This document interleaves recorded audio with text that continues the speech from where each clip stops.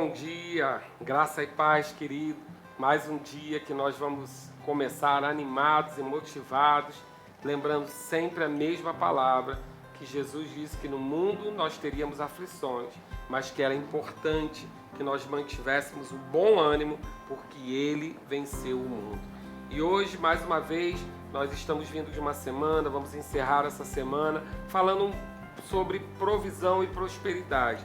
Em tempos de crise, em tempos de ameaça que falta, nós temos que ter a nossa mente guardada, nossa mente renovada, não conformada com esse século, sabendo que em Cristo nós estamos guardados na sua provisão e na sua prosperidade. Hoje eu quero caminhar com você a um texto que Jesus cita em Lucas 4, quando ele se refere ao profeta não ter honra na sua própria casa. Lucas 4, versículo 24 ao 26, ele está citando ali sobre o profeta não ter honra na sua casa.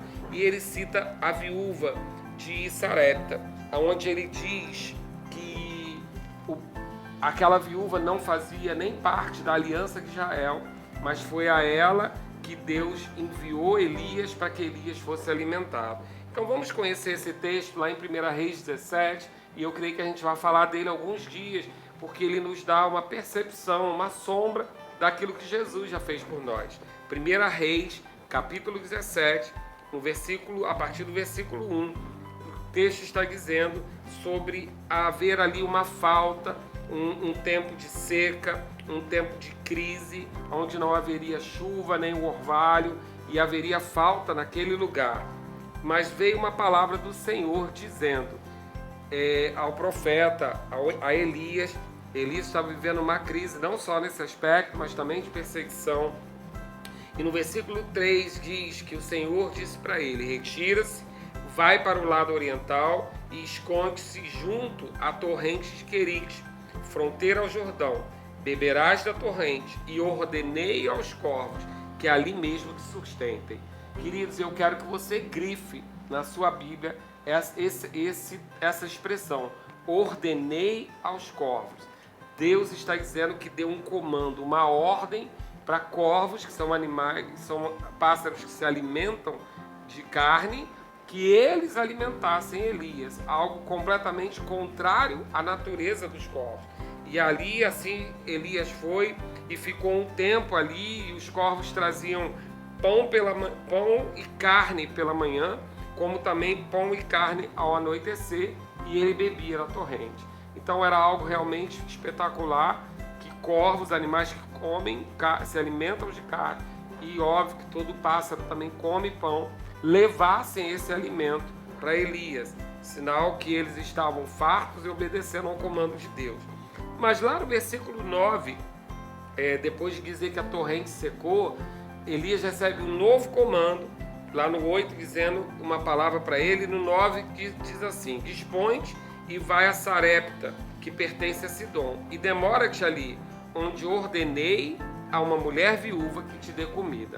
Nós não vamos prosseguir nesse texto, porque eu quero deixar você com o desejo de conhecer um pouco mais, mas eu gostaria que você observasse aqui que nos dois momentos Deus diz que há um comando da parte dele para que a provisão chegue a Elias. Querido, nós estamos falando de Elias na velha aliança, onde Jesus não tinha vindo ainda, onde a autoridade do nome de Jesus ainda não tinha chegado a nós. E naquele tempo, por Elias ter uma aliança com Deus, por Elias ser um homem que servia a Deus, Deus dá comando tanto aos animais quanto a uma pessoa para prover a ele. Então, querido, eu quero que você termine essa semana, e nós vamos retornar na segunda-feira falando um pouco mais sobre isso. Mas eu quero que você termine essa semana pensando: Deus dá ordem a animais para alimentar a Elias. Deus dá ordem a uma pessoa, e nós vamos ver mais tarde que essa pessoa nem tinha condição de suprir Elias, mas porque era uma ordem de Deus, Deus dá uma ordem para alguém suprir Elias. Deus fala com essas pessoas, inspira esses animais, essas pessoas a fazerem, a levarem a provisão do seu servo, a levarem a provisão do seu profeta. E eu quero que você medite comigo. Quanto mais nós que somos filhos, qual é o pai que, ainda que natural, que seja aflito? A Bíblia fala sobre nós que somos maus, mas essa palavra também significa aqueles que são afadigados. Nós que somos afadigados nos labores que o pecado produziu, nós não negamos coisas boas aos nossos filhos. Quando eles nos pedem pão, nós não damos a ele uma pedra. Quando eles nos pedem um peixe, nós não damos a ele uma serpente. Quanto mais Deus, que é um Pai excelente, perfeito, não nos daria todas as coisas.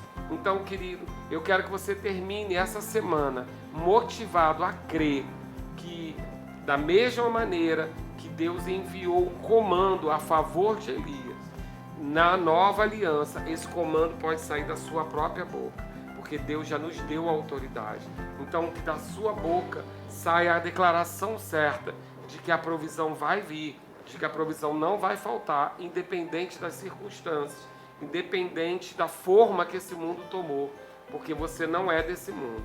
Então declare, creia que os anjos trabalham a seu favor, que o Senhor se alegra com a sua provisão, com a sua prosperidade, e que comandos precisam ser dados. Na nova aliança, depois que Jesus nos dá autoridade, Ele nos ensina que se nós crermos com o coração e confessarmos com a boca, e nós dissermos ao monte, ergue-te, lança-te ao mar, assim será. Então eu quero que você confesse comigo nessa manhã toda falta, toda incapacidade de produzir resultado, toda limitação, seja uma montanha na minha frente, e eu declaro ela se erguendo e lançando ao mar. E nós declaramos sobre a nossa casa, sobre a nossa família, provisão, paz, prosperidade, saúde divina. Eu chamo a existência a provisão, eu chamo a existência aquilo que for necessário para uma boa jornada, eu chamo a existência prosperidade sobre a nossa vida. Aonde nós colocarmos as nossas mãos, seremos prósperos. Aquilo que nós tocarmos será bem sucedido. Lembrando que nós não vamos deixar de tocar ou fazer a nossa parte, mas que o Senhor tem a sua bênção sobre a nossa vida para provisão e prosperidade. Então, querido, termine essa semana não se conformando com esse século, não tomando a forma desse século.